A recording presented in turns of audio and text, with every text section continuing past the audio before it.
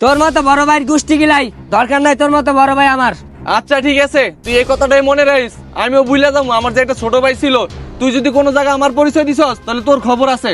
দরকার নাই তোর মতো বড় ভাইয়ের পরিচয়, আমার পরিচয় কত মানুষ চলে।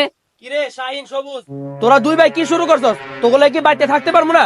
তোরা দুই ভাই ঝগড়া করস দেখে তোগুলো জমি জমা সব আগে ভাগ করে দিছি, তারপর তোরা ঝগড়া করস। তোগুলো কি আমার মানি তো সব ডুবে যাইতাছে, এখন যা আছে হেডেও যাইবো। আব্বা শোনেন, আপনি মুরব্বী মানুষ, মুরব্বী মাসের মতো থাকবেন। আপনার দুই ভাইয়ের ঝগড়ার ভিতরে আইবেন না, আপনি আপনার ঘরে যাবে থাকেন, যান। হায় রে আমার কপাল রে, কি যুগ জামানা আইলো। পোলাপান দুইটারে ভালো কথা কইলাম, ভালো কথা তো শুনলই না, উল্টা আমারে জারি মাইরা সরাইয়া দিল। আরে আমার কপাল। ছোট মানুষ বড় বড় কথা শিখে গেছো না?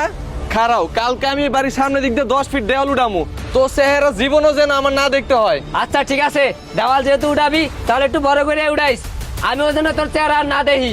আচ্ছা ঠিক আছে, থাক তাহলে। যা যা। বাহ, এবারকার ইটগুলো অনেক ভালো পড়ছে। ভাই কি অবস্থা? এই তো ভালো। ভাই আপনার কাছে তো আইছি একটা দরকারে।